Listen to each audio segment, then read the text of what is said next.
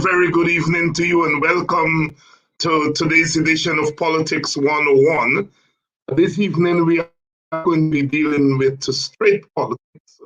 We are going to be talking about one of Guyana's major political parties, the Congress, which has been in the news quite a lot recently. And so I thought that I would have some representatives of that party to come and to talk about the PNC. The PNC in time and place. I'm borrowing that phrase from the venerable C.L.R. James, time and place.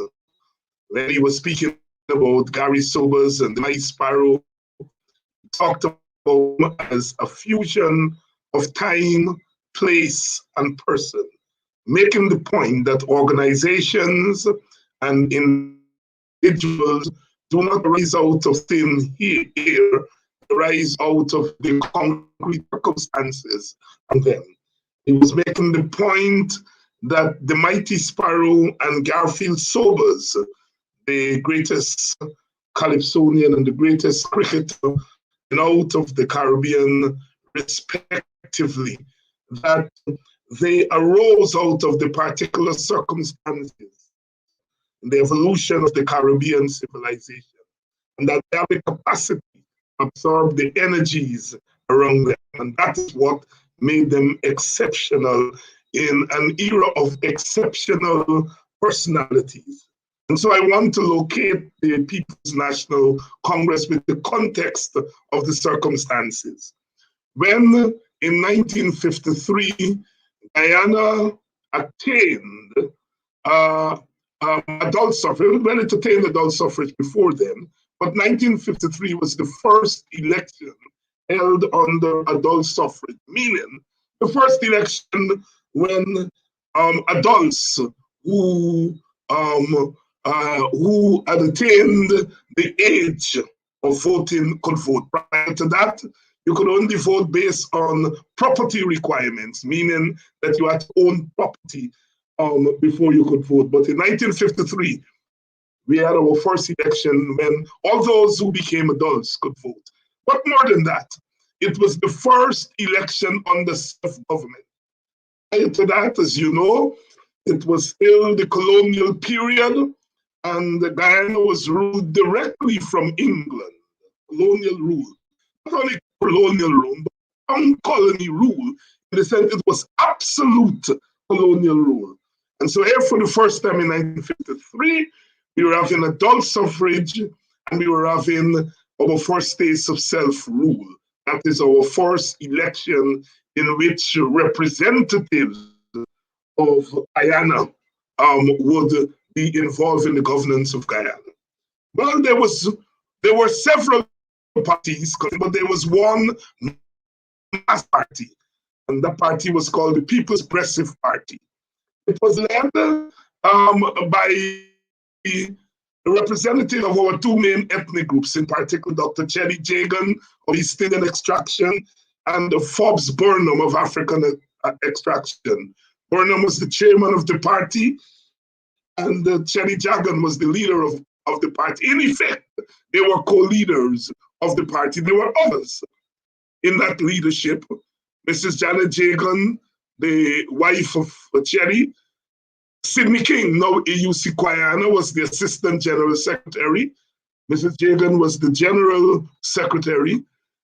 Ashton Chase, who was still alive, was an executive member of the party. Martin Carter was an executive member of the party, Rory Westmus, and there were a number of others whose names were not so much known. J.P. Lakshman Singh, a medical doctor, he was part of that leadership. It was multi-ethnic leadership that represented the ethnic groups, in particular the major ethnic groups of the country. And that party won a majority of the seats in parliament, majority of the popular vote.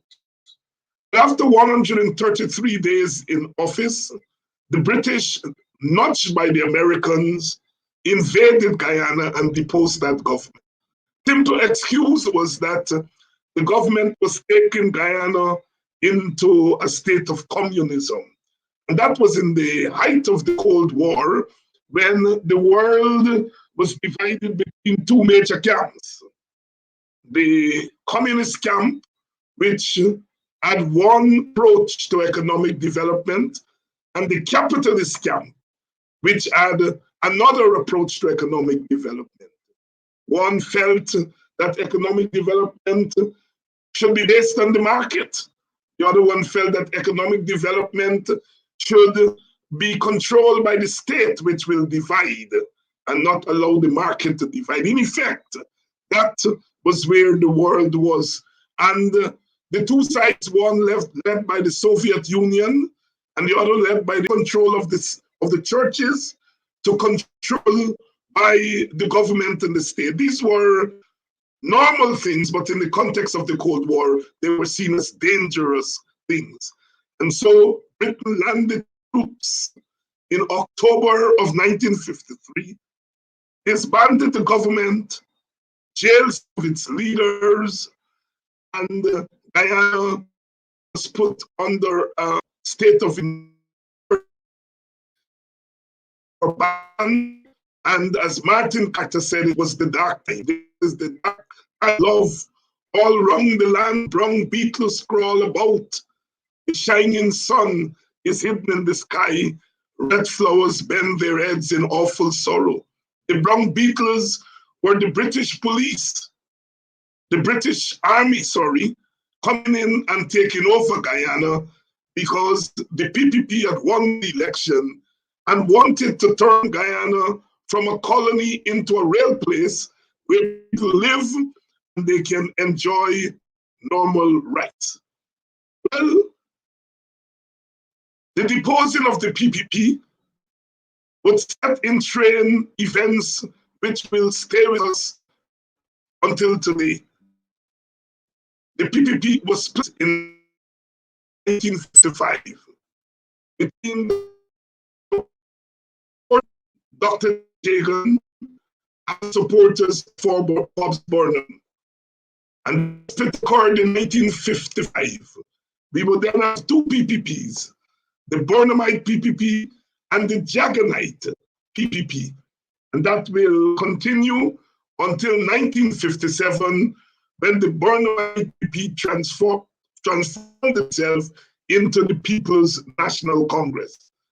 Before that, in 1956, there was a second split of the Jagan PPP, and that was a split when Carter and Keith Carter and others left the Jaganite PPP. They stayed with Jaganite PPP. They did not go with Mr. Burnham. Jaganite PPP soon began to embrace an they kept Guyana out of the British West Indies Federation, for example. And Guyana and Martin Carter and others left. And that second split, in a sense, marked the complete split from the PPP of those who had an agenda to Dr. Jagan's creeping Indianist agenda. Simi King, now known as the UC Guyana, would join the PNC and become its general secretary. CLR James, who would come into the country for a series of lectures. I understand President Carter, who was a conservative Black leader. These were the middle class leaders who had their own party, and they were able to join and be the National Congress has been a fixture in Guyanese politics. Tonight we are going to talk about the PNC, the PN and the PNO and the PNC in the future. With me, I have Mr. Hamilton Green, who needs no introduction to guide his politics. As far as the PNC is concerned, he was a one-time general secretary of that party. He was seen during the Burnhamite era as the number 2 man, if not, some may say number 3, but he was seen as one of the most powerful persons in the PNC, and by extension, one of the powerful persons in the country. He was prime minister. He served in various capacities in the cabinet. In short, Hamilton Green knows the PNC inside out. He was a founder member of the PNC because he was there in 1953 as a young man. And so when the PNC came into effect, he was there. Many of us know him as Hammy. When you were in politics that long, you make good friends, also make some not good friends. Well, Hammy has survived it all, and he will help us walk through tonight what this PNC is. Because you know, sometimes you younger people, you come on the scene, you meet the PPP, you meet PNC, you meet WPA, they're names of parties, but sometimes you don't know the real story behind these parties. The second guest is Van West Charles, the son-in-law of the founder leader of the PNC, Mr. Burnham. That is younger than Hammy. He came into prominence, as I remember it, in the 1980s. He was Minister of Health, among other things, and he has been integrally part of the party. He left, went away, came back, and now he's back in the party. Our third guest is Aubrey Norton, who became General Secretary in the 1990s under Desmond Hoyt. Aubrey is having some problems. He's traveling, and we hope he will join us later. But we have Hammy and Van West Charles here tonight. Gentlemen, welcome to Politics 101. I know my introduction, Hamilton Green, my introduction would have left out a lot of details, and I apologize if I do so. But I want to start with you. Tell our audience, what is it that propelled the formation of this political party that is today almost 64 years old? What is it that propelled the formation of that party in the 1950s, 1957, to be correct? Well, as happens in all institutions, including political parties, it had to do with the strength, the influence of leaders. As you mentioned, the Cold War was hot, if I may use that term. And Burnham understood the nuances, the implications of a Cold War that had consumed every corner of the globe. Burnham's position was, let us understand the dynamics and the realities of the Cold War, but ensure that we do such things while preserving our dignity as a people to achieve political independence. It's a long story, complicated by what happened after the split, when what we considered a united group led by Burnham and Jagan, we had this ugly condition of race. When Apanjat was used like a clarion call, and this divided our nation, and unhappily, we have not yet overcome that scourge, that sin, that nastiness. And for me, we must work assiduously overcome that condition, or else Guyana, oil or no oil, will not move forward as a people constituencies. Apparently, from what I heard, that he was offered to run under the PPP Jaggonite. Sydney, with great pride, decided to go on his own.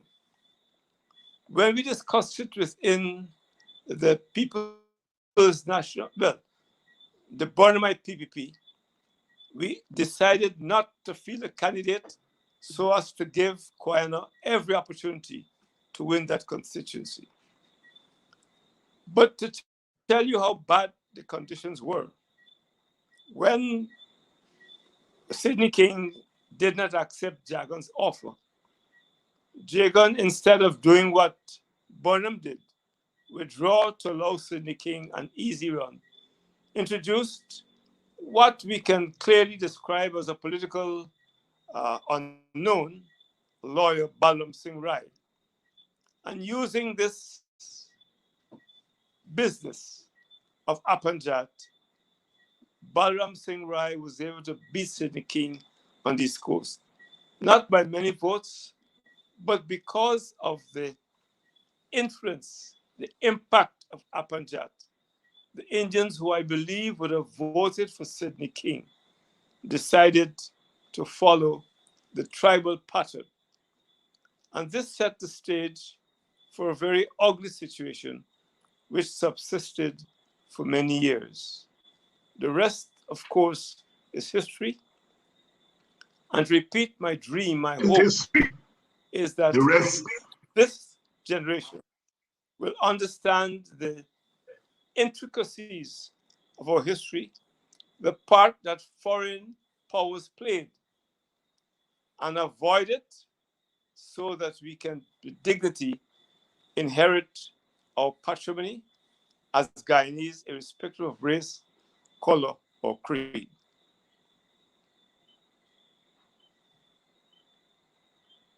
I pause for the moment, David. And yes, thank you very much, Ami, for that introduction. Let me get you in Richard Van West-Stiles. Richard, Ami gave us a rundown there of the circumstances under which the party was born. And as I said, the party has survived the last 64 years. In your estimation, what is it in the circumstances of Guyana that made the PNC continue for 64 years as a major political force in Guyana? What are the reasons you think the party has survived as a major force? Well, I think, first of all, it's the leadership of the founder leader, Lyndon Forbes Sampson Burnham, and the other leaders at the time in walking this country and connecting with people across the country and establishing a structure. And it's a structure that really helps us to continue with the work that we have. It has given us the institutional strength that we have earned until this day, and it's one of the strengths of the PNC in terms of its breadth, its political breadth across the country. It is not, as you see, the two main parties that this is one of the things that differentiates these two parties from all of the others, not having the political breadth, the organizational breadth, and the important thing of the PNC, it is connectedness at the community level. It went through a period of strong inclusiveness in the development programs and plans at all levels. And so if you look at the constitution of the party, you can see the democratic structures. You can look at the governance structures of the party, of the biennial Congress being the supreme aspect for decision making, and you look at the general councils and the central exec, and you see how it is structured and how was meant to function with respect to the democratic process. The other thing is that there was a concern for the vulnerable at all times. It was connected to all of the communities and ensured that the vulnerable their issues were addressed. And most important, the ministers, the functionaries had to be accountable. Now, I think there's a difference over the years in terms of some of these factors, in terms of the degrees. But I think in the main, these are some of the critical factors that has emboldened it. Now, it is in terms of the race issue, one of the aspects that Forbes Burnham spoke about and which sent a message very early is when he spoke about the amalgam. And when he began to look, the party and government began to look at the holidays that are representative of the ethnic groupings across the country. That we have national holidays. It's not singularly Christmas, which is a Christian holiday, but you've got Pagwa, Yom Nabi, etc. So I think those are some of the critical things which allowed people to gravitate in many ways to the PNC, and it's the way how it was governed. David, you would recall in the 70s what occurred in terms of the movement and the shifts and the 80s of principal officers of the PPP to the PNC. You remember Ranjit Chandy Singh.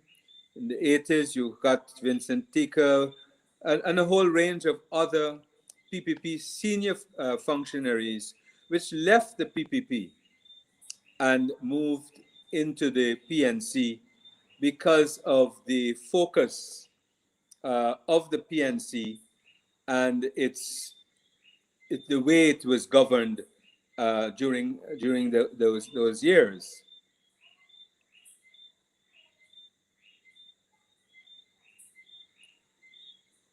David?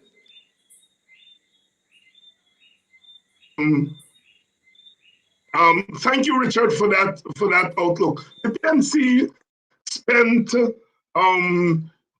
28 years in power, forming the government first with the United Force, and then later on by itself from 1968. I mean, what would you say were the greatest accomplishments of the PNC while in office? First of all, we forged the whole quest of unity and making Guyana a place where everyone, particularly the downtrodden and the disadvantaged, can have a place. That is why later, Burnham and I make no apologies, the Colossus, the great visionary. Whatever may be his faults, he was a visionary and concerned for the Republic of Guyana. His concern was to ensure that ordinary people, that's why later he articulated the question of free education, feed, clothe, and house. In addition, because of his charm and his sensitivity to the conditions, as Richard said, he was able to win over people who thought their home was elsewhere. The problem we had was that the PP always had a very strong propaganda machinery, which they still have on to this day. And I'll give one example, even as Burnham, post-independence, put in place things to help unity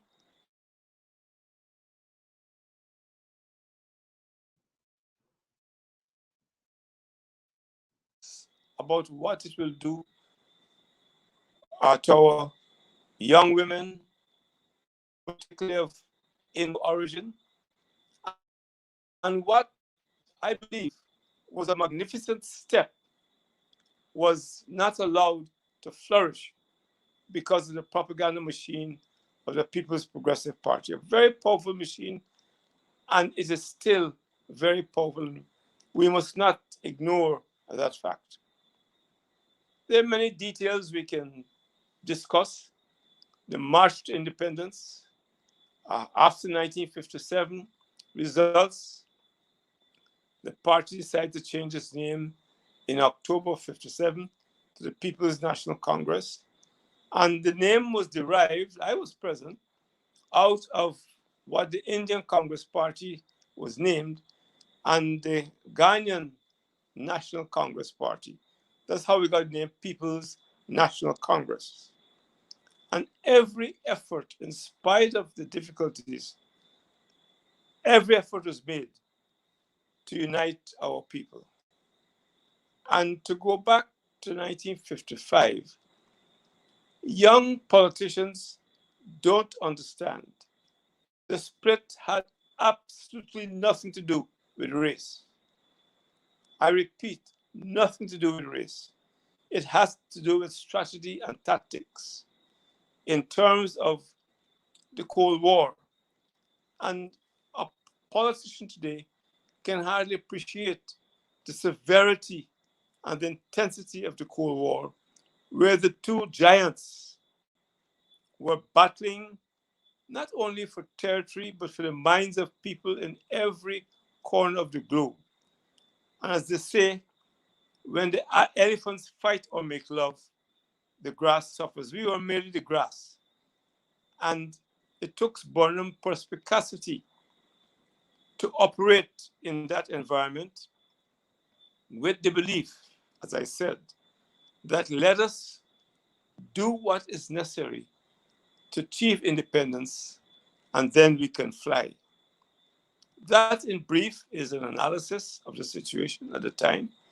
There are many other things that we can talk about, but I thought that should allow us to move to the next level of discussion. Yeah, I mean, let me press you here. Burnham belonged to a generation of leaders that led the independence movement and that introduced, as you and Richard have alluded, a number of very important social reforms. Land reform, reform of the education system, social reform, basically using the state to empower the poor and the powerless people in the community. The foreign policy vis-a-vis the third world, leadership in the non-aligned movement, the foreign policy towards Africa, leadership in the anti-apartheid movement, the Group of 77, leadership for a new world economic order, new world information order. The PNC and Burnham were in the forefront of those initiatives, and now you look back on them, we take it for granted, but they were tremendous courage in the context of the Cold War to go there, because governments were overthrown for doing that. We mentioned 1953, and in 1953, Mossadegh in Iran was overthrown. Jacob Arbenz in Guatemala was overthrown. Later on, Salvador Allende would be overthrown for daring to do those things. We know what was done to Michael Manley in our own backyard here. And so I'm citing those things to say the policies, both domestically and internationally, were progressive. But yet Burnham was used by many of us, especially in the younger generation like myself, of being authoritarian. How do you respond to that, Ami?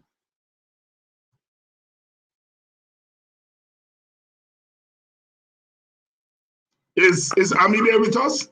I didn't hear the last few sentences. No, I said yet some in the younger generation like myself during the time accused Burnham of being authoritarian. How do you square the two? Was he authoritarian? Do you see it from your standpoint? Now, looking back all these years, did you think that perhaps in the context there was some Let me say overreaching? from the onset, I am biased. But I Yes. think what the young generation did not quite appreciate is one, that Burnham did attempt quietly to get the support of some of the so-called radicals, my own members of my own family, to join Yes, him in this campaign to rid Ghana of poverty. And secondly, the oil crisis came at a time when Burnham's ambition could not be fulfilled. I remember we discussed the question of free education. Burnham insisted that every child should not only have free education, but a free uniform and meals. When we looked at it, we said, Skipper, that is too ambitious. And when the oil crisis came, it broke the bottom out of those dreams. Perhaps the situation was not handled with the kind of care that was necessary in our cultural environment. The problem was Burnham was a visionary and lacked the patience, I've said so publicly on many occasions, lacked the patience for us lesser mortals to catapult his ideas and put it into place. When, for example, we had the oil crisis and we couldn't get enough money out of our sugar, and we had therefore to restrict items coming to Guyana, but assumed that every patriot would understand and be able to buckle down. But you deal with human beings. We're accustomed to eating our roti and our bread, and tomorrow you tell me cassava bread is good. So it was a difficult period, and on hindsight, it was a period that required more patience on behalf of Burnham and those of us who led, to allow people to catch up with grand ideas that Forbes Burnham had for this country. And I give you one example about education, and there are many others. Mm. Let me bring in Richard. Richard, you are of the generation below Hami. Looking back, Hami says that perhaps the social and economic reforms, they were too rash in some circumstances. Do you share that view? But I will also ask you the question, did you think that Burnham balance is visionary program? Did you think? Do you think that he balanced that with enough respect for resistance and dissent within the society? But what I would say, David, is this: Forbes Burnham was deeply wedded to the independence of Guyana, and I interpreted the approach of looking at the social aspects, first of all, which he began to look at, and the feed, clothe, and house program would point us to that direction. But he also recognized that for us to sustain the gains at the social level, we needed to embark with a pace in terms of our economic independence. And remember, that was during the Cold War. And so we were up against the wall. And what I interpreted his actions was strength of leadership. I recall, and Hami would recall, when the MMA project was before the World Bank. And at that time, because of the ideology, we declared ourselves socialists. The the terms of the loan were made much harsher by the United States of America. And we were in a general council at that point in time. And he then said to us, if we have to dig these drains with our fingernails, we will dig it because this is important for our agricultural development, etc.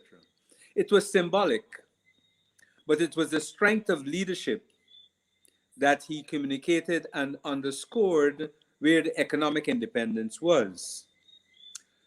But you also have to recall that at that time, there were many efforts to sabotage the programs which were in the interest of the population at large, not to benefit Burnham, but for the population. And one may say that he didn't consider the opposing forces, etc. But I think he had less patience for programs that would impact negatively on the quality of life of the citizens across the board. I recall, for example, with Gaisuko, when we were discussing the issue of the devaluation of the currency. And out of the blue, he said, well, how would this impact on the woman that is selling sugar cake outside of the schools? What is the impact? And so certainly there was strength of leadership. There was debate. And this is one of the things that I referred to in terms of the democratic process. And if you would look at the period during Falls Burnham, the embrace of young people was civilized.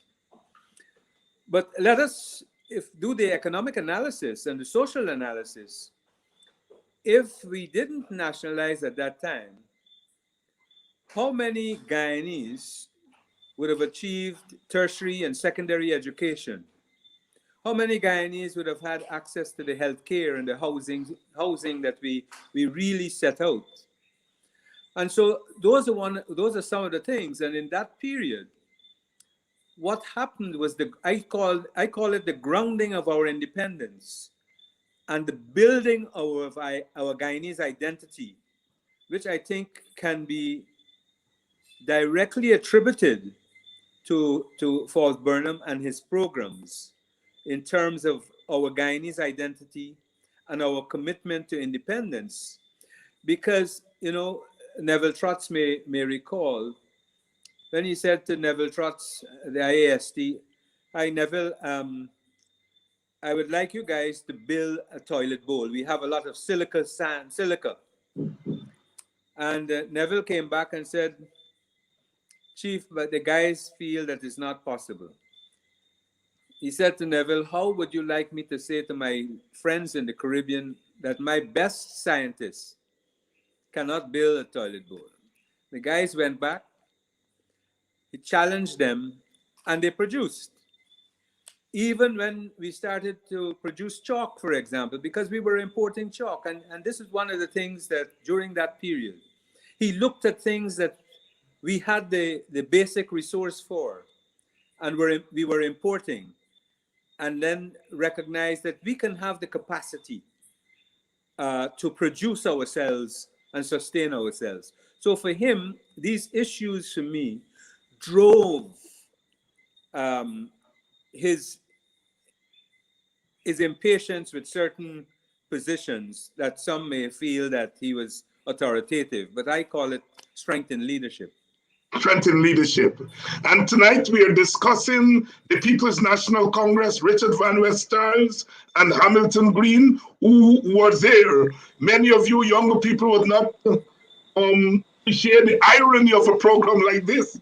David Hines hosting a program talking Hamilton Green and Richard Van West Starles about the People's National Congress. We've come a long way in our history. And sometimes we don't appreciate it. We'll take a short break and we'll come back on the other side and continue this fascinating discussion about Burnham, the PNC, Cold War and Guyana's independence. Please help keep Politics 101 on social media and broadcast television. If you are in North America, please donate via Cash App or PayPal. If you are in Guyana and the Caribbean and don't have access to Cash App and PayPal, email your pledge to dhines6106@aol.com and we will direct you how to get your donation to us. Thank you in advance for your donation.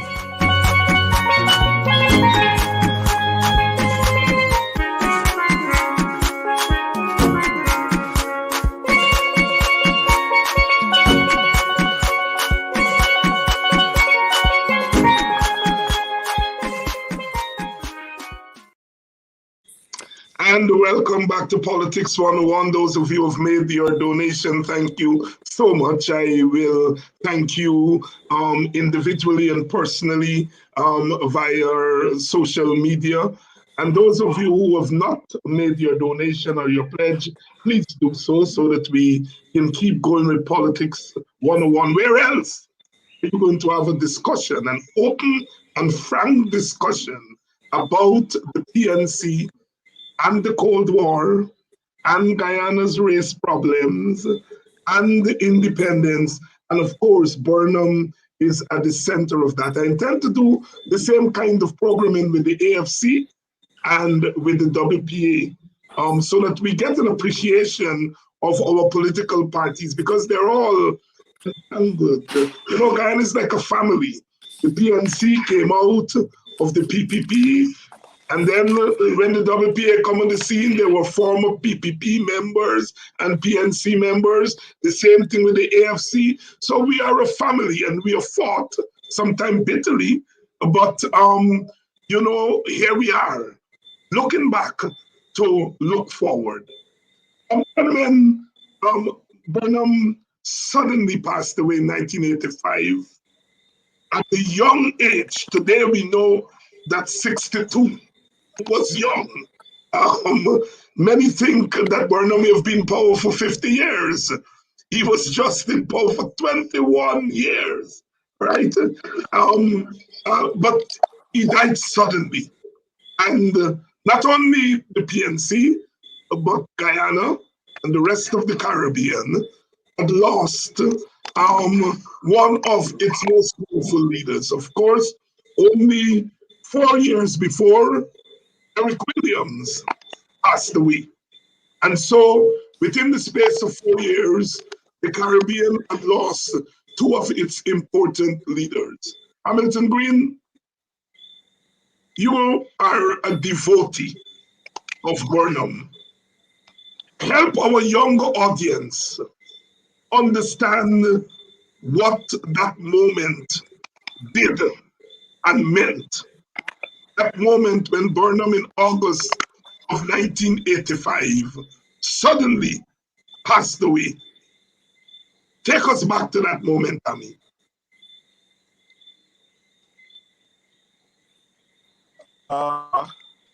Elvin McDavid is no longer with us, but Burnham always had an interesting love for Chetty Jagan. I think both men in the 80s recognized that unless they could get together, pool their ideas, Ghana was unlikely to move forward. And efforts were being made to bring them together because personalities are very important. And on both sides of the divide, you had people who are not interested in that union, that coming together. And that was what we reflected when Burnham passed in August of 1985. Bad timing, but I think those of us who are still around must try to recapture that moment so that we bring on board all ideas in the interest of our young people. Ideas so that we can bequeath to succeeding generations a country safe, secure, and can really move forward. Today, we are lucky we have a new resource. But it seems as though already there's indications that it may be squandered. And that is not a good thing.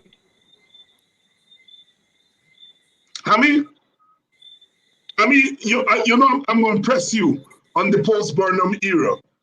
Because when Burnham died in 1985, you and Desmond Hoyt were the two most powerful men in the PNC. Many inside of the PNC and many of us outside of the PNC thought that you were the natural successor to Burnham. That didn't happen. There I am on the screen talking to Desmond Hoyt in an interview. I think that's in the 90s, so it's a long, long time ago. You locked arms with Hoyt. Eventually, you were thrown out of the party for standing up to Desmond Hoyt. During that period, what were your fundamental differences with Desmond Hoyt as you moved into the post-Burnham era? If I may refresh the memory of the audience, Hoyt began to move away from the socialist ideas introduced by Burnham. Significantly, that moved towards unity with Terry Jagan and the PPP. Hoyt, after Burnham died, put an end to that initiative. Tell us, what was the concourse of ideas post-Burnham? What is it that the two factions, if you will, were debating? I won't say quarrel, debating after Burnham died. Well, let me put it in context. Yes. Burnham died in 1985. Yes. The Cold War began in 1947. Some people say 45. I say 45. Gorbachev dismantled the Soviet Union. And both, I think, Dr. Jagan and Burnham recognize that we're dealing with a completely new world. The Cold War was the driving force in every political party in every part of the world. They recognize that we are now on our own. That is why they understood the need to talk and to find a modus vivendi. That, in a sense, answered the question. When Burnham died, I don't think his successor understood the importance of working with the PPP, or specifically Dr. Jagan. I can give you many examples which are not relevant at this moment. On the other hand, I know that within the People's Progressive Party, there were suspicions. They did not trust Burnham. They felt Burnham was too bright. And that if he said this was a piece of paper, it may be a piece of cloth. I've spoken to some top PP people, and that is another dilemma we faced. They felt Burnham was so bright, so brilliant, that anything proposed, and that is why the two men didn't get together before Burnham's demise. And it's unfortunate, but I think those of us in public life should know that you've got to have the element of trust if you are to move your country and the state forward. So you were in favor of continuing the talks with the PPP? Absolutely, I was in favor. In fact, I tell you something, Joey Jagan is a witness. Chetty came to my home after Burnham's demise, and I attempted to rekindle that exercise. And the then president felt that I was being disloyal. But that's a long story, and that fact is enough to answer your question. Did you agree with the almost overnight dismantling of a lot of the social programs that Burnham had put in place. Did you No, I agree did with not. that? I Tell think us why. Why you didn't? because it was too rapid. I felt to be playing to the hands of the arch enemy, which is the imperialist system, a system that did not want us to enjoy economic independence. And I voiced my objection. As you know, I voiced my objection to many other things. I believe that as an independent country, we should try to settle our own problems by talking and not bringing in outsiders to solve our problems. Mm-hmm. And this is a condition which still will be like a boogeyman. All right. Let me ask you a third question before you go on, Ami, because you introduce it. Don't bring in outsiders to settle our problems. Did you agree with bringing in Jimmy Carter to help to solve our electoral and ethnic problems? No, I did not. Why not? Because of what I said to you. Yes. I meant no disrespect for Jimmy Carter. Uh-huh. But I had a problem with a man who came from the deep south coming to tell us how to run our elections. My position was, let's talk to Dr. Jagan and the PP, find what their problems were, try and solve it so that we can, as a people, go forward with electoral reform, an election which will be credible and represent the will of the people. All right. Let me bring in the younger man here, Ami, because he was there. He was seen as a likely successor to his father-in-law. He was a Burnhamite, and the Burnhamites were they were pursued after Burnham died. Richard, did you agree with? I'm asking you the same question. Do you agree with stopping the talks with the PPP? Do you agree with the rapid turning back of a lot of the social reforms? And what was your position on foreigners coming in to help to solve the political problem of the time? Well, let me say first of all, I believe that throughout the political journey of Fort Burnham, there was a desire to bring the two parties together. I believe that there was always in his mind the effort to bring the two parties together. And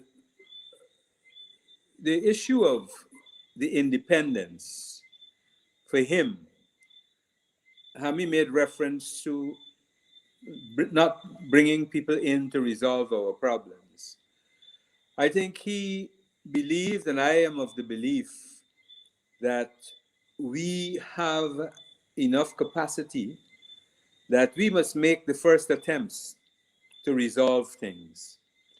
I'm not saying that other people do not have a role, but we must exhaust our capacity of Guyanese within the country and our capacity of Guyanese within the diaspora to bring resolution to problems that we have, not only political problems, but social and other economic problems. I think, if I may make a comment with respect to Desmond, and the social programs, I do not think remember that he doesn't have the constituency that Fort Burnham had, and hence didn't have that political strength to continue to pursue the issues. I would say to you, for example, when we were having the foreign exchange problem just before the old man died, and we said to banks, I think it was, that you needed to produce a soft drink. We had a lot of carambola, using the carambola. And so we can restrict the importation of Coca-Cola concentrate which took a lot of foreign exchange, not a lot, but took foreign exchange. Because we had to look, we went through a process of looking at all of the items that attracted the use of foreign exchange. And to my mind, Desmond may not have had that strength to make that decision, whereas Burnham, because of his constituency and how he built that constituency and had the capacity to confront. Now, that is where some people may say that he was authoritarian, but it was an issue in terms of the use of foreign exchange, etc. And so, in addition, because of the stimulation in terms of the agriculture sector and how our people produced a lot of carambola, you may recall, David, from the Pomeroon and so forth, tons and tons of carambola. And we had to ensure that those people were also going to benefit. So I also am of the view that we needed not to jump immediately to bring people in to resolve these problems. And I am of the view that at that juncture, we always had the opportunity, just before the old man died, we had a committee with members from both the PPP and the PNC discussing ways and means of finding the pathway of coming together. So it is something that he believed in. I think Desmond may have believed in it, but didn't have the strength to go through with it. Whereas Burnham, remember Burnham historically had a linkage with Chedi. They walked many roads together. They had many things in common. And so this is where I think the difference was in terms of the decision. I remember at the General Council, I even said, look, these are basic rights that we are talking about. These are not any sophisticated rights that we want to remove. These are basic rights for all human beings. So I think because these rights, remember during the Cold War, the issue, and still today for America, they never like to deal with the word equity. Yeah. It's for them, it's an ideological position, right? If during even the debates about HIV at the HIV conferences, when the Americans would seek to remove the word equity, especially when the Republican administration is there, remove the word equity from the documents, because this is not something that they see it as an ideological position as against theirs. Now, for us, in our Constitution, the issue of equity and our programs sought to address these issues. When we had FCH, that was an equitable distribution and looking at our independence, economic independence, and so forth. So we for Burnham, he was wedded to these principles and decided to battle for them. Whereas maybe Desmond academically embraced it, but politically decided that he needed to take another pathway and maybe get there somehow. But Fort Burnham had a different position. Let me press you, Richard, because Hoyt was head of the PNC from 85 to 2002 when he died. And as we look back at history, maybe some things that in the heat of the moment we couldn't appreciate. And it's now almost 20 years since Hoyt passed. Almost 40 years since he took control of the PNC. Is there anything that you would think, you would say that he made a positive contribution to the party? What? Is there anything that he did that was fundamental to the survival of the PNC? Well, I think looking at the business side of the PNC, he moved in that direction. And what I it's a sort of a difficult question to navigate, because I think, let me put it this way to you, David. Burnham had more patience with people's weaknesses and more tolerance for the weaknesses or human frailties than I think Desmond did.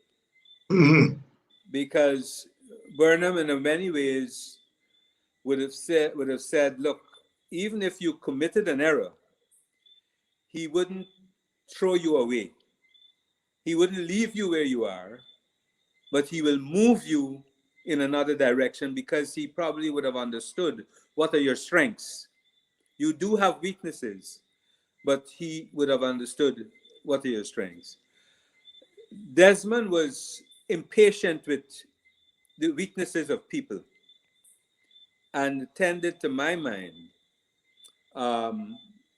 to be very irritable. Because I remember after a cabinet meeting once, there was some issue with one of the comrades, and the old man sort of said, all right, we'll sort of put him in another direction and so forth. And Desmond was very irritated, you know. But I think in those ways, and certainly, I think at the time where we were in the Cold War, I think Desmond used the opportunity to open up dialogue with the United States, which I thought was important.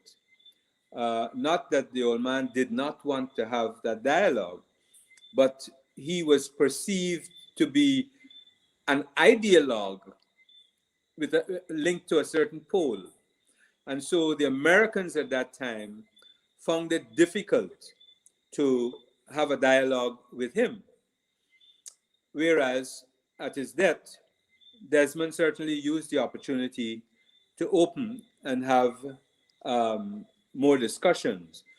I think many people, in looking back at some of the approaches in terms of the use of our resources for the benefit and for industry, I remember many folks, for example, the palm oil industry. If I would say one of the things we didn't do well is to communicate in a more aggressive manner on some of the programs. Whilst people said, well, we were dominating the program, I do not think, because we were doing so much, if people didn't have time to understand, for example, the importance of the palm oil industry in terms of energy and other areas and other products. And so when we started and looked at the plantations at Wauna and so forth, and how that could have impacted even more on the economic development of the country. And these are some of the things that we have to go back on. I mean, when we started on energy, many people are now talking about energy and so forth, but the old man led the program with the solar energy program. The biogas at one time with Olade, we had more biogas units per capita than many other countries around the globe. When IST, yeah. if you may recall.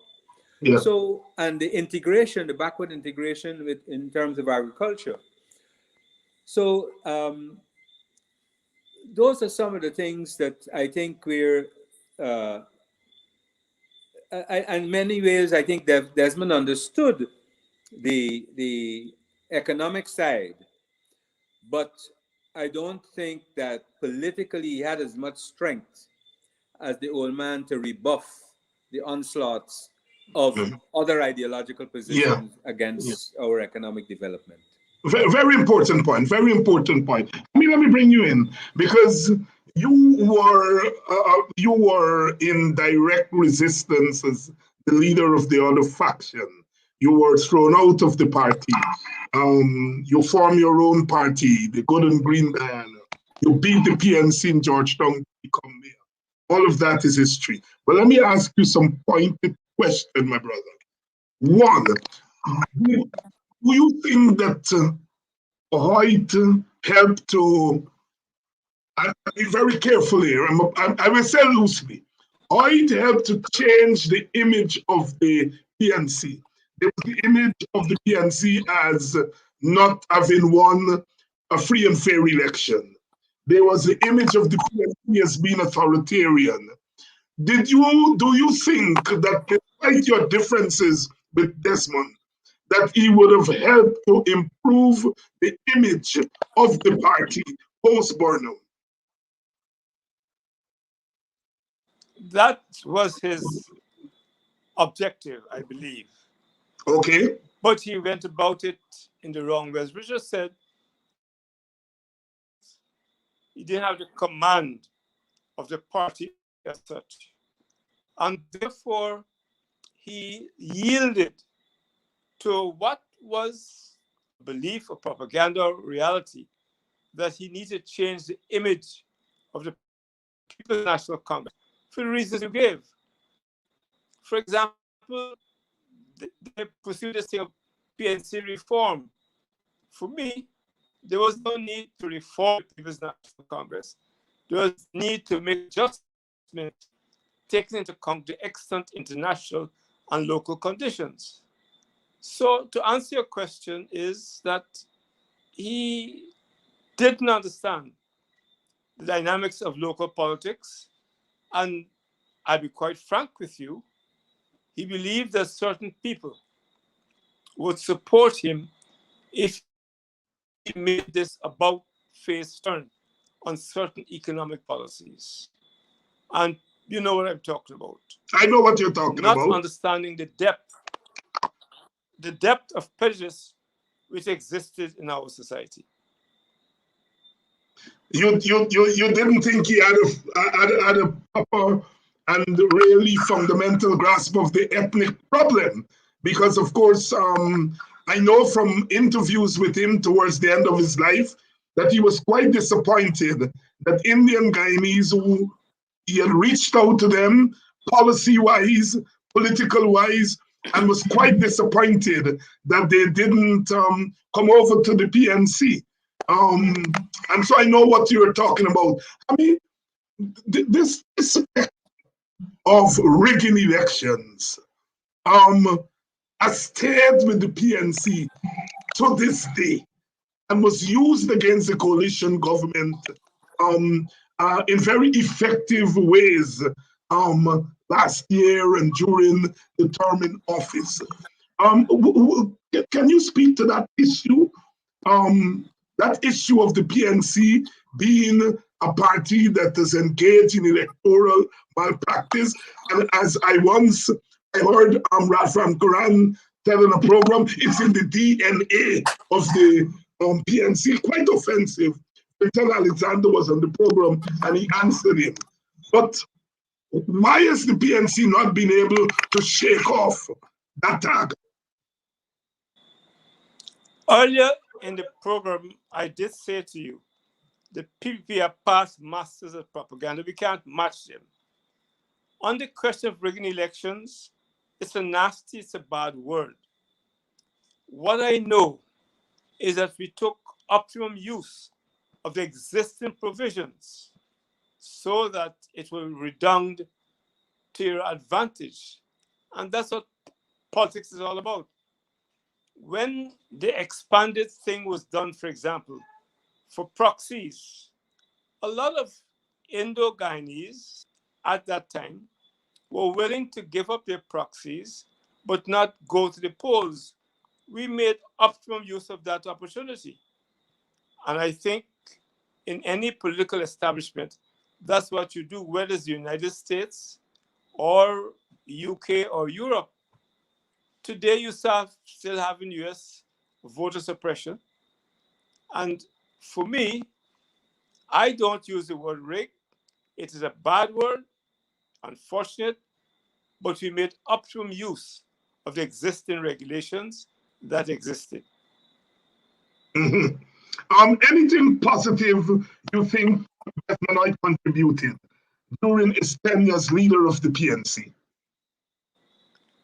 That's a difficult one. I think I would lean on the articulation by Richard. What Desmond Hoyt sought to do was to change things as the new leader, to produce a party that was different. And there's a difference between reform and adjustment to certain policies, particularly since the world had changed rapidly. You know, we must not ignore the coincidence that when Burnham passed, it was at the same period when Gorbachev dismantled the Soviet Union, introduced new reforms, and we were part of that new condition. And Desmond didn't understand that we were not alone, you know. We were not alone.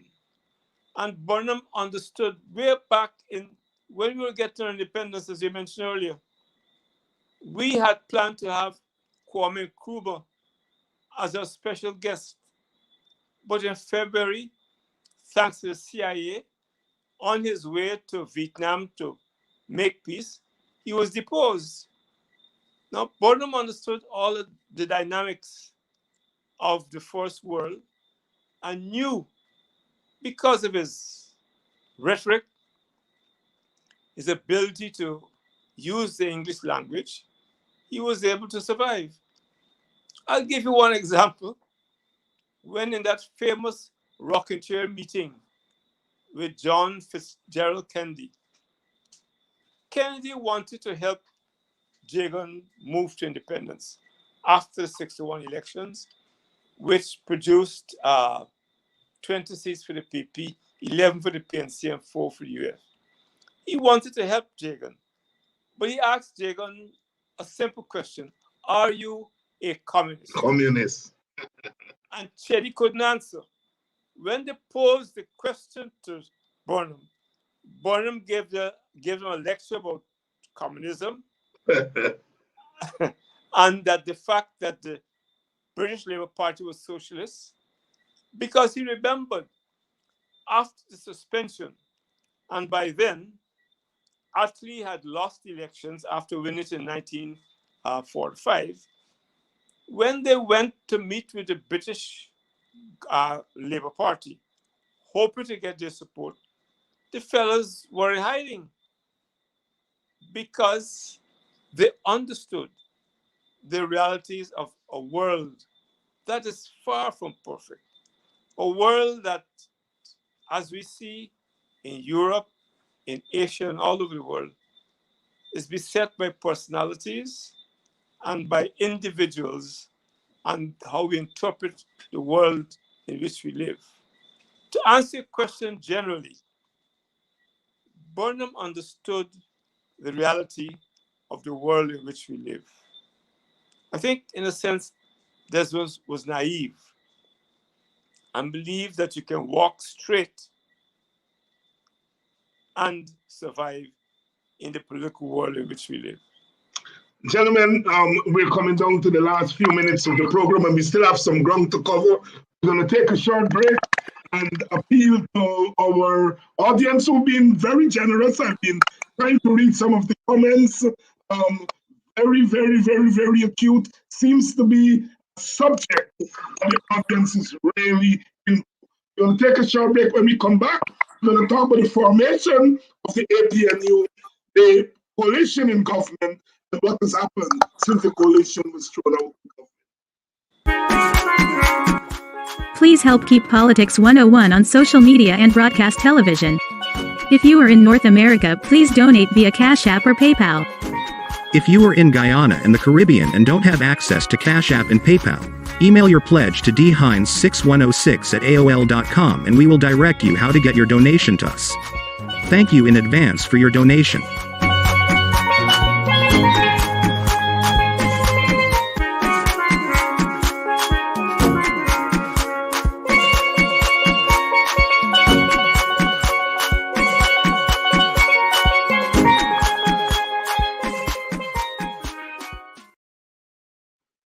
Very much, and welcome back to Politics 101. Richard, Thank you. the PNC spent 23 years out of office. Coming down to the end of that 23 years, Robert Corbyn, who had taken over as leader of the party from Mr. Hoyt at his death in 2002, began to make approaches to the WPA, and eventually the two parties formed the APNU that would go on. Well, first of all, they won the parliamentary election in 2011 along with the AFC, and would go on to join with the AFC to win the presidency in 2015. Were you surprised that Corbyn approached the WPA to be partners, given all the long history between the two parties?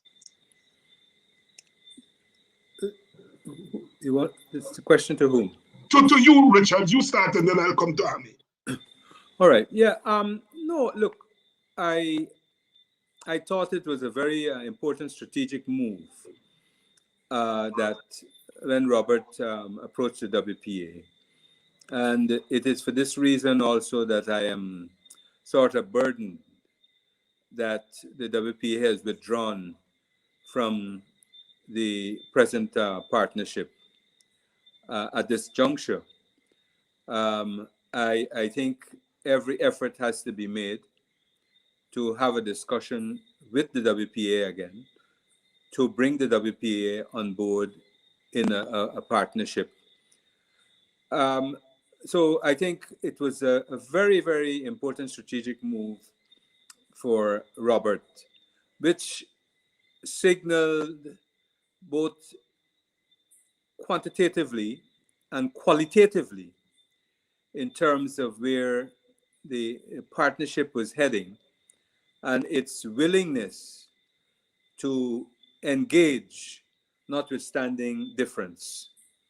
I think that sent a message of maturity, political maturity, on his part, and then it gets back to your first question with respect to who the PNC is, because the PNC as an organization embraced that position, and the important part of it was that he spent time of bringing the governance bodies on board with the position of embracing WPA, notwithstanding our differences and some issues. So that was a critical point. But David, if I may quickly go back to the issue with Desmond, I think if we remember the Cold War and the difficulties we were having with the economy and what happened with sugar at the time and oil in the 80s, which created a lot of hardships in the country. After the death of the old man and the rapprochement with the US began, the ERP certainly had a positive impact in terms of relief. So I would give the credit to Desmond in terms of the ERP program and putting that in place and having an impact on the quality of life of our people. But the misinterpretation of the hardships that we went through were directly related to the Cold War during the 80s in particular.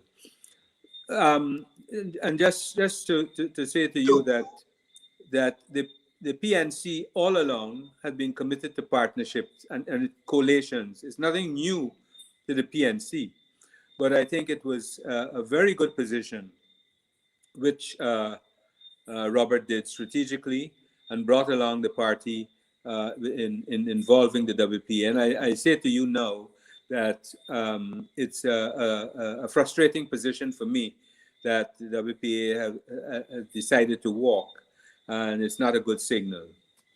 Mm-hmm.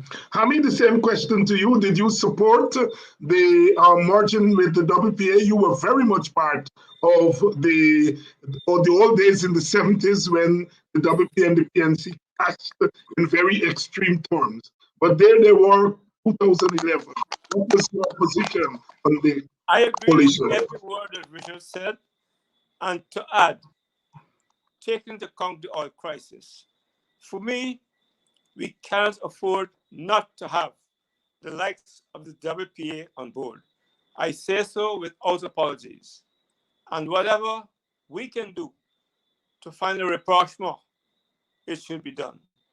I repeat, we cannot afford to lose the intellectual vigor that WPA can bring to the table. And I've said so privately, and I now say so publicly. Thank you very much. Let's skip over the period when the coalition was in government because we're running down on time. And let's talk about what has happened since the election. I noticed my friend Norman Brown is in the audience. Lawrence Houston is still in the audience, as always. And they're contributing as they were, as we told the discussion coming off of the comments here. Let's talk about what has happened since the election. From my own standpoint, is that the election was part of a larger regime change, and that the consequences for the PNC and for politics in Guyana have been quite devastating over the last year. There is the view that the PNC is in crisis. Okay? Do you share that view? Your volume is off. Oh dear. Yes, go ahead. What I can say is that going back to 1992, for example, and let's backtrack, we did not understand what the Carter Center meant when they talked about regime change. That philosophy has not changed.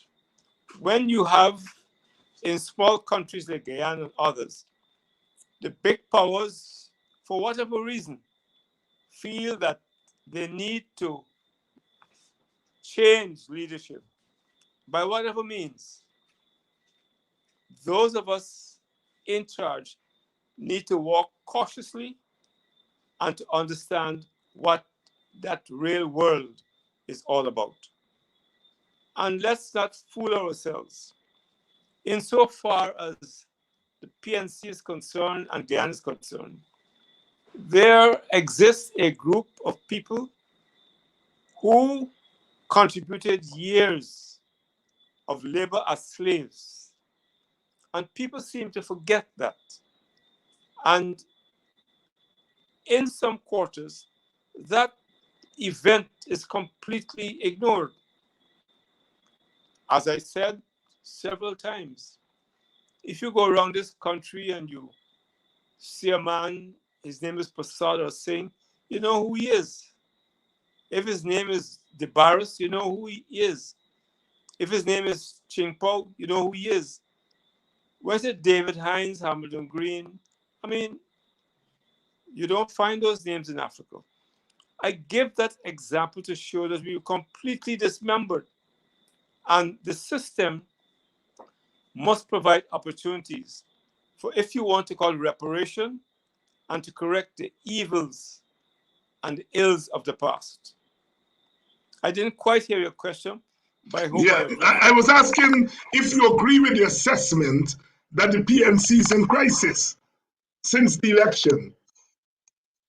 I didn't hear that. Do you agree with the assessment in some quarters that in the wake of the installation of the PPP and the throwing out of the coalition, is the PPP as a party in crisis? David, you're breaking up. I didn't get a question. Forgive me. Pose it again. Yeah. Is the PNC in crisis in the wake of the election defeat? You're not hearing me. Richard, are you hearing my question?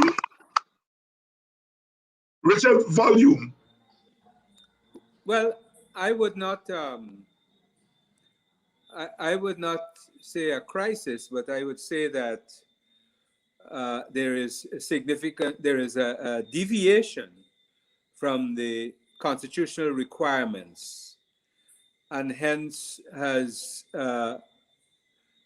damaged our effectiveness somewhat. The other thing is, as politicians, we must always remember it is the nation that we are focused on.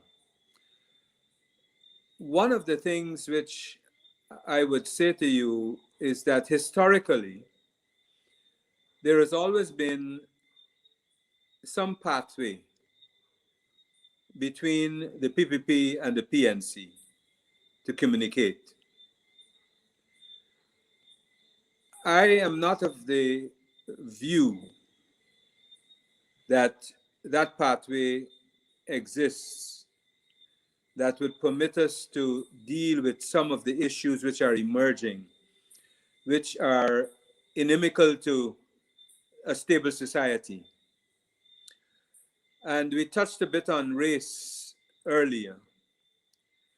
And for a country like Guyana, any form of racial inequity destabilizes this nation. And it is an issue which the PNC should and must take on very frontally, because it just appears as if the PPP has retreated to the earlier years and ignored the importance of the unity issue, especially at a point in time when we have the resources available. You know, when you look at the presence of oil today, it is as a result of the ideological issue that we didn't have oil in the 80s. We all knew there was oil. At a cabinet meeting, we brought up oil from Home Oil in the Takatu Basin. But now, more than ever, this country has to look at racial equality in a most robust manner if there is going to be stability and the benefit of all ethnic groups from the resources of the country. We cannot continue.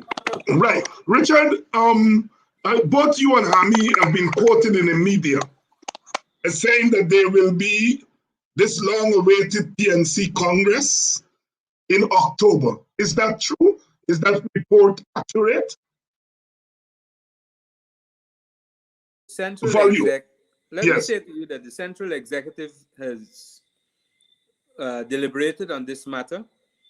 The leader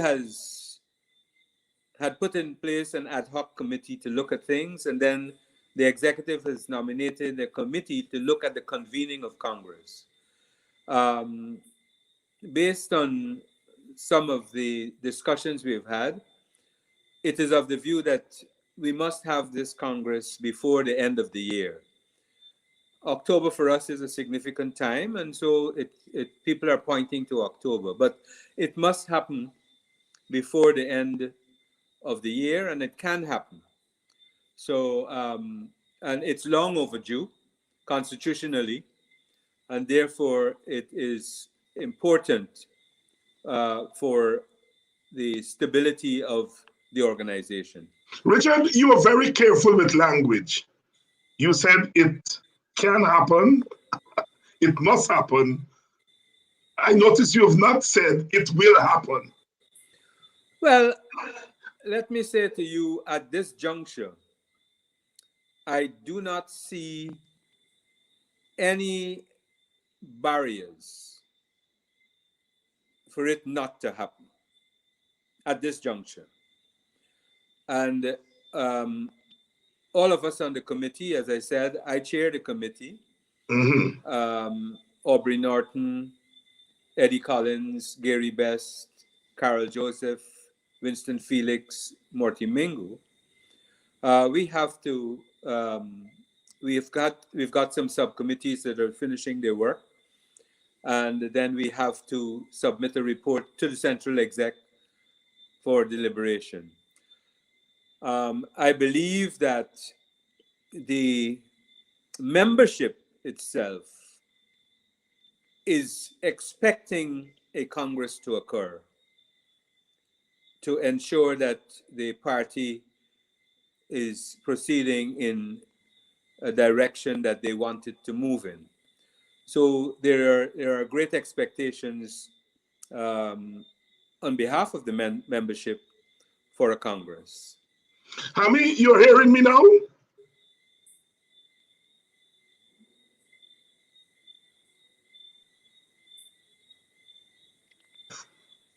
Hello? Yes, you're hearing me now, Hami? I'm hearing you now, David. Yes, I was asking you whether you thought that the party was in crisis. You know, on the program this morning, I made the point that when the British intervened in '53, they split the party. Um, and that split has lived with us to this day. And in the wake of intervention, we're noticing that there are ripples inside of the PNC. Do you think that those differences can be reconciled?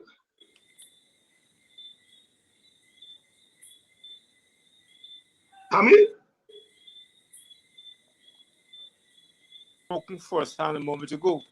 Yes. That we need to maintain what has been the strength of the party from its formation of communicating with people at the grassroots. That's very, very important, particularly at a time when the PP has ramped up their propaganda. And if you look at some of the letters in the media, the assault on the party is really not justified, but it is happening. And what we need to understand is that media is not PNC friendly for whatever reason. So that I don't think we're in crisis. A person who stumbles and falls, gets up and runs, that's not a crisis. That's a moment of temporary dismemberment sometimes, very temporary. I believe that the strength of the party is such that we'll go forth and become another force and be able to govern this country again. I'm very confident of that. Is there going to be Congress this year? Are you confident that there'll be Congress this year? I don't have sense of prognostication. The member committee has spoken. I dare not go beyond that. I'm just a retiree. You're a party elder, Hami, and you still have some sway out there. Let me say this, David. Yes. A major characteristic of the People's National Congress is its democratic characteristics. And one of those happen to be that we should keep regular congresses. COVID has presented a tremendous challenge. And as I said, I'm not on the executive, and therefore can't speak with the authority Richard has just spoken. But I would hope that as a political party, we don't ignore the tradition which I was part of since 1957 or 1955 for that matter. Because one of the things I argue is that the PP Bonamite is just a renamed PNC. And if a child is born John and you change his name to Smith, it's the same child. You just change his name. As far as you're concerned, really the birth of the party was 1955. Sorry? So as far as you're concerned, the birth of the party was since 1955. Yes. We went to elections in August 1957. Yeah. as the PP Bournemite. But it was decided and agreed that we put an end to this charade of having two PPPs. It was already causing confusion, both locally and nationally. And so we named the People's National Congress in October of 1957. 57. I mean, John Carter once told me that C.L.R. James was quite influential in pulling him and the Burnhamite PPP and so on together. You were part of that? The main actors were the late Elvin McDavid and myself. As I said before, because of the distrust of certain people, this was very slow and laborious. Yeah, we seem to be losing you there a bit, Hammy. Last word is go.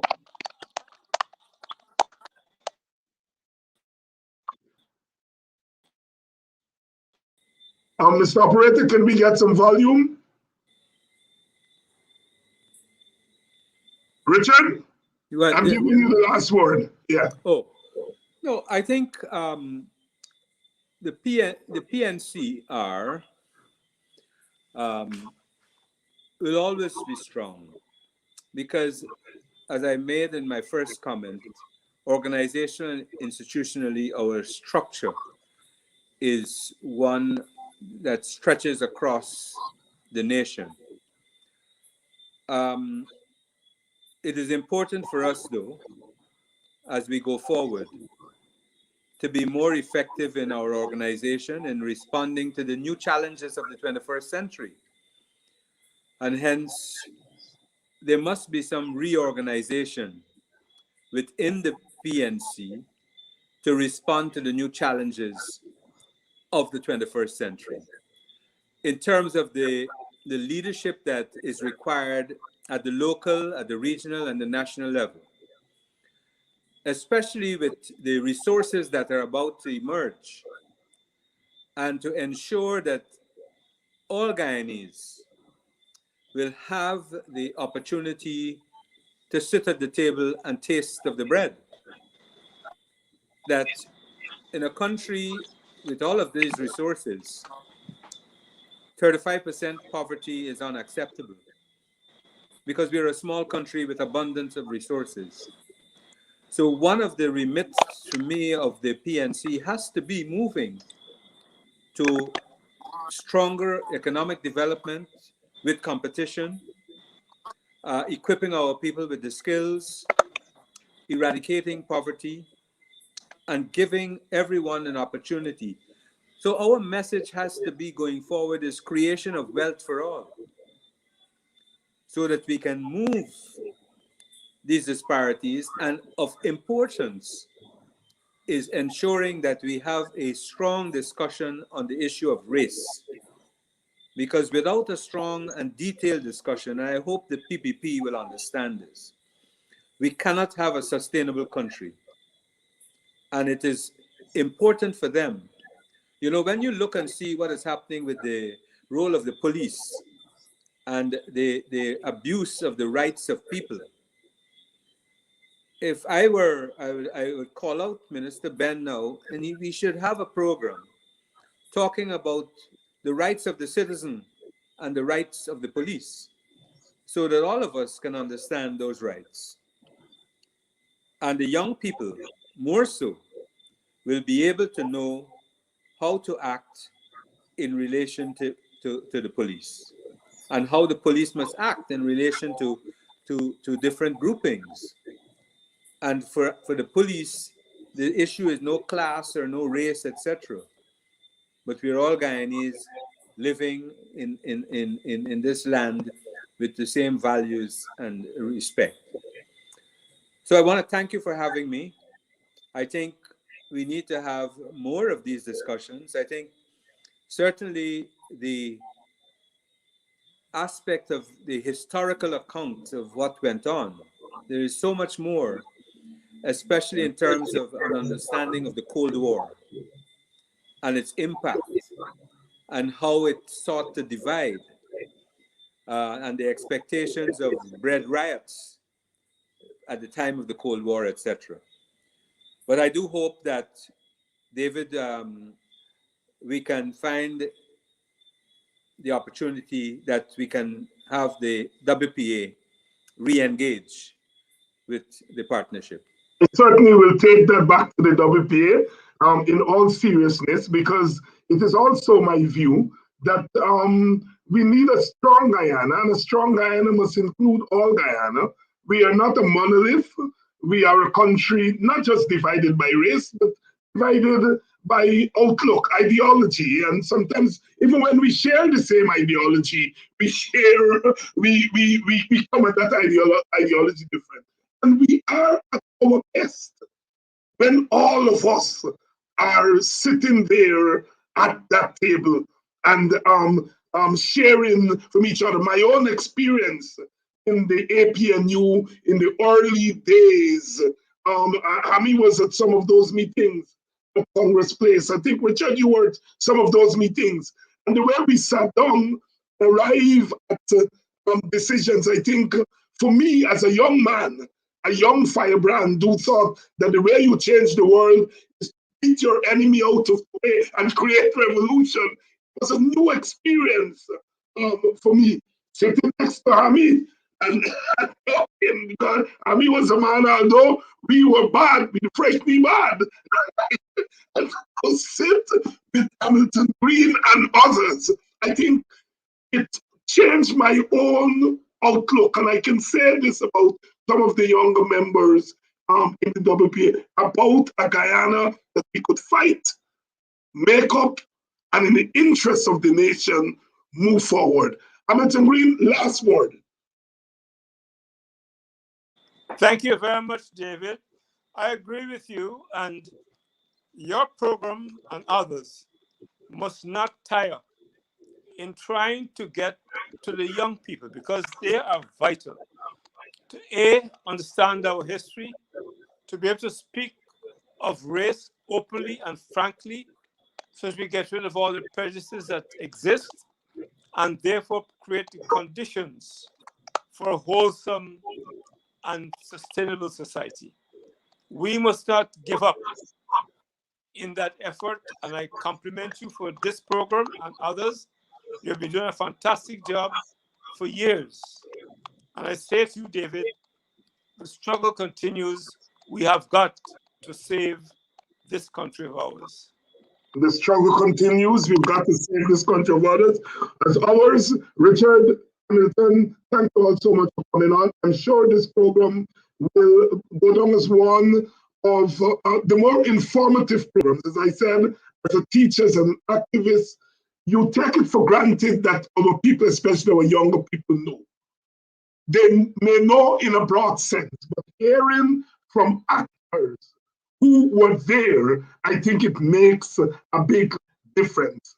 On Thursday, I'm going to have some analysts come on to analyze what you guys have said here tonight, and to talk about how they see the PNC going forward. Again, thank you all very much, and thanks to the audience. Thanks for your comments. I couldn't get to read a lot of them, but I'll go back and read them. And thanks for continuing to support Politics 101 on Thursday. As I said, I'm going to have some analysts. I know we are having Henry Jeffrey on. I can't remember some of the analysts being on. I know Jeffrey is one. Oh, Adriana Thomas, the young lady who is very strong in policy, and she has indicated that she is certainly going to be a candidate at the next election. I know she's on, and I think I have two more analysts whose names I can't remember right now, but the sequel to this program on Thursday. Make sure you join us. Those of you who have made your contributions and your pledges to Politics 101, thanks. Those of you who have not done so, please, you can go to Cash App or PayPal or get in touch with the email there, and we will process your pledge. Thank you very much, and good night. Please help keep Politics 101 on social media and broadcast television. If you are in North America, please donate via Cash App or PayPal. If you are in Guyana and the Caribbean and don't have access to Cash App and PayPal, email your pledge to dhines6106@aol.com and we will direct you how to get your donation to us. Thank you in advance for your donation.